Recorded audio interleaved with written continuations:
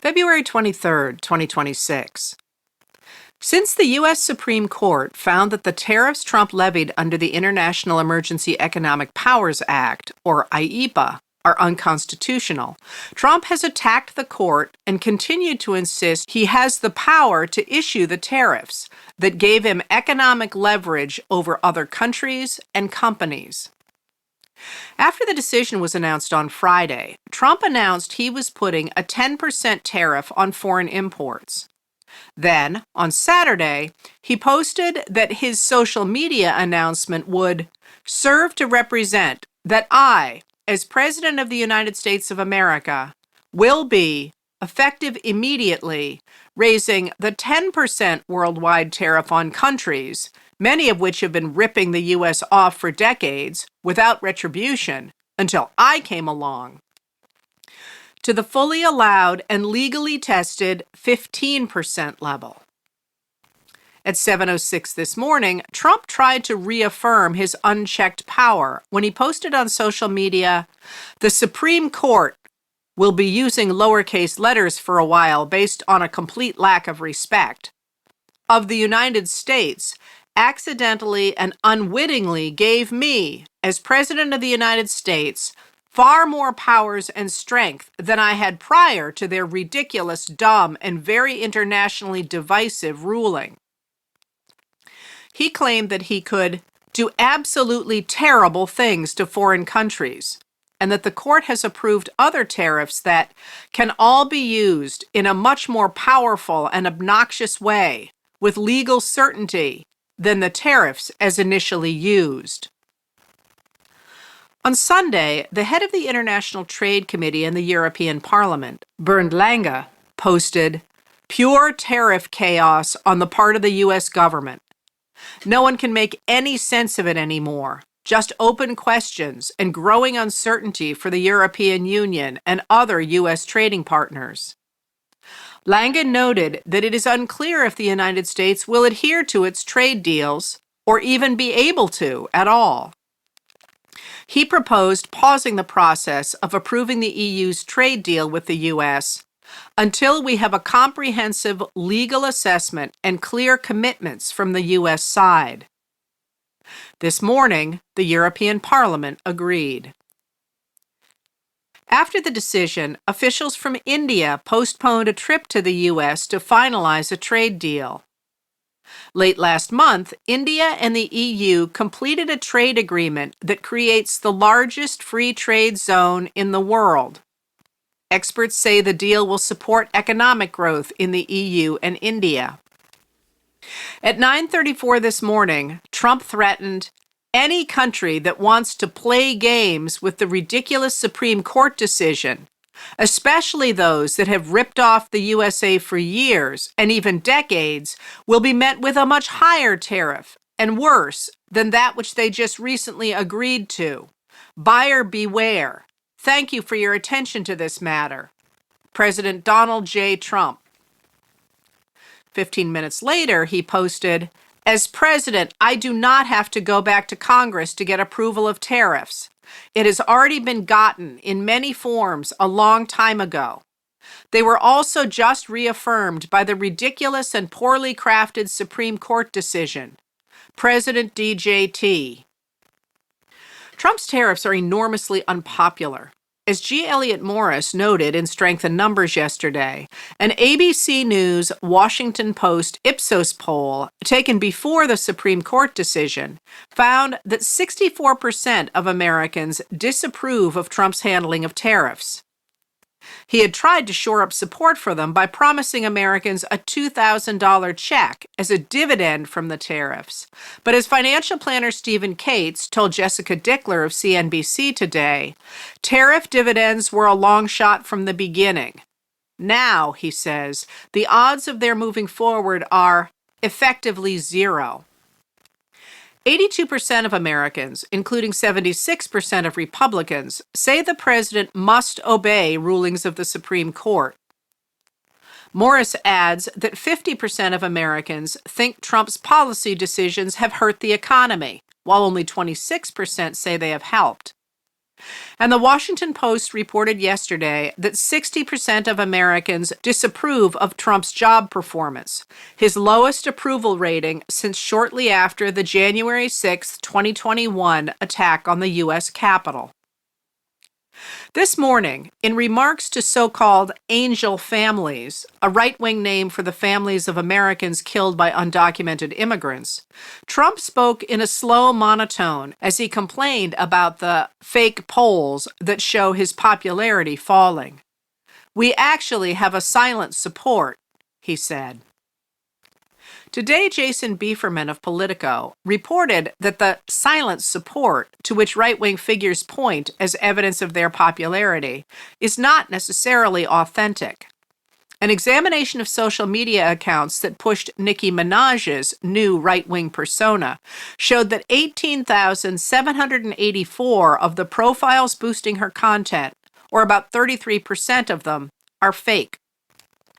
The report assesses with high confidence that a coordinated fake campaign was actively amplifying political content on Nicki Minaj's X account during the period reviewed. The report found that when the conversation is limited to toxic content, a substantially stronger amplification effect emerges. These accounts predominantly amplify content produced by Nicki Minaj and Turning Point USA, indicating a notable overlap between the two within this discourse. In his speech this morning, Trump returned again to his complaints about the 2020 election, which he continues to insist the Democrats rigged against him. As for the 2024 vote, in which Trump got about 77.3 million votes, he claimed, "I won. I got probably 85 million votes. They say 78 million, 79 million. They cheated in this election too. It was just too big to rig. But they cheated like hell." Nonsensically, he claimed that Republicans don't receive their mail-in ballots, while Democratic voters are showered with them. Republicans don't get theirs, and they're calling frantically to get their ballot. A Democrat will get 3, 4, 5, 6, and even 7 ballots, Trump said. And then we're supposed to win? That's what they're good at. They're professional cheaters. The stock market fell sharply today as investors worried about the uncertainty of Trump's tariff threats and about the implications of AI. The New York City Bar Association issued a statement condemning Trump's attacks on the Supreme Court, saying they constitute a calculated and dangerous assault on the independence of the judiciary and on our constitutional system of separated powers. Today, House Speaker Mike Johnson, a Republican of Louisiana, acknowledged that Congress has no appetite for levying the tariffs Trump and his MAGA supporters in Congress want. Johnson told reporters, "It's going to be, I think, a challenge to find consensus on any path forward on the tariffs on the legislative side. And so that is why, I think, you see so much of the attention on the executive side, the executive branch, and what they're doing and how they're reacting to the ruling." Meanwhile, prominent federal officials aren't helping the popular image of the administration. After the U.S. men's hockey team won the gold at the Olympics yesterday, video and images circulated of Federal Bureau of Investigation, or FBI, Director Kash Patel wearing a USA jersey, screaming and chugging a beer in the team's locker room, rather as if he were at a frat party. MS Now reporters Ken Delanian and Carol Leonnig said 8 former officials from the FBI and the Department of Justice, or DOJ, sent them the video, which they said was infuriating FBI and DOJ officials. When Delanian questioned the trip, spokesperson Ben Williamson insisted on Saturday that Patel, who is a big fan of hockey, flew to Milan on the FBI's private jet for official events.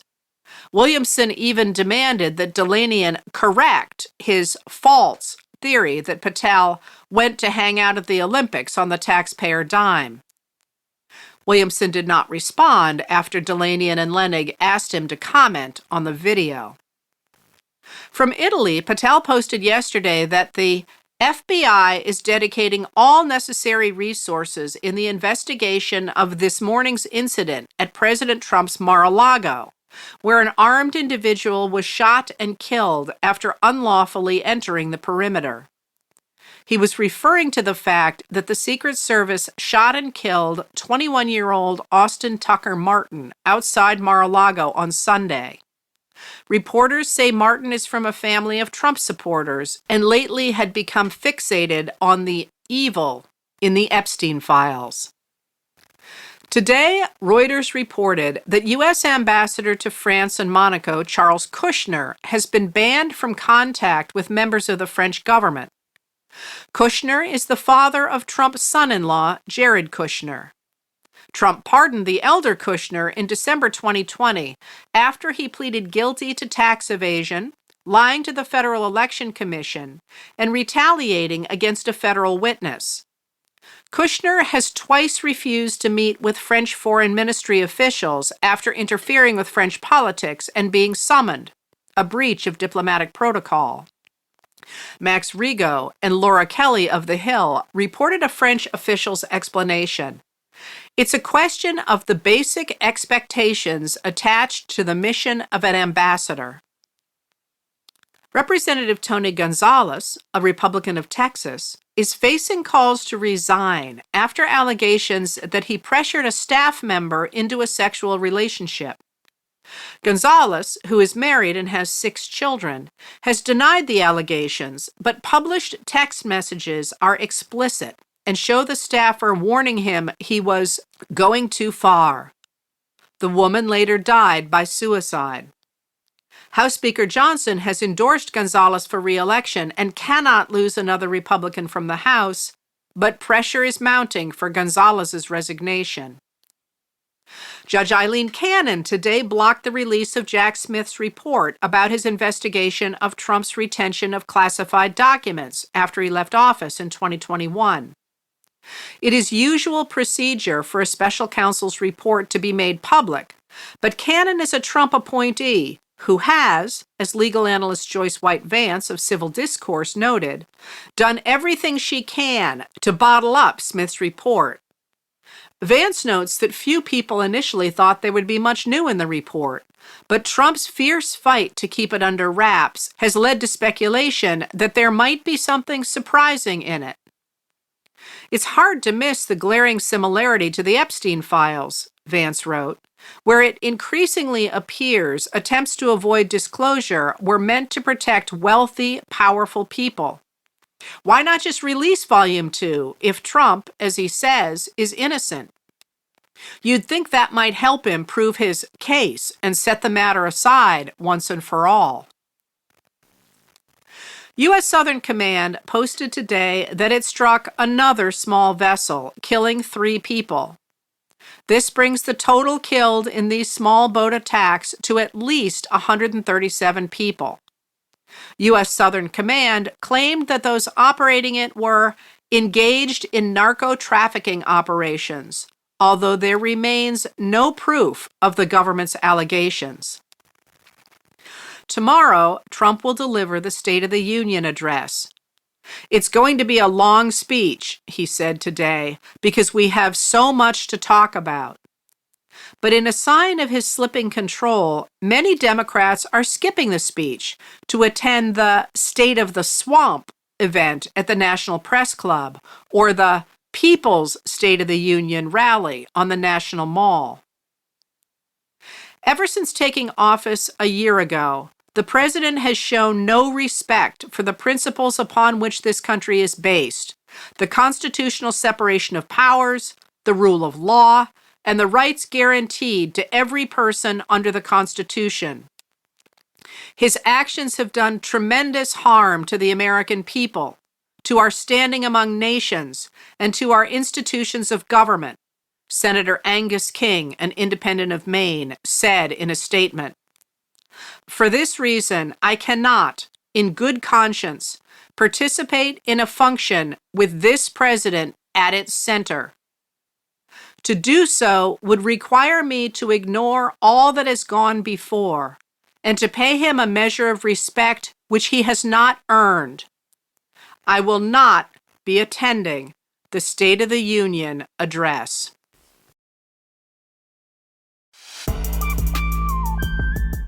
Letters from an American was written and read by Heather Cox Richardson. It was produced at Soundscape Productions, Dedham, Massachusetts. Recorded with music composed by Michael Moss.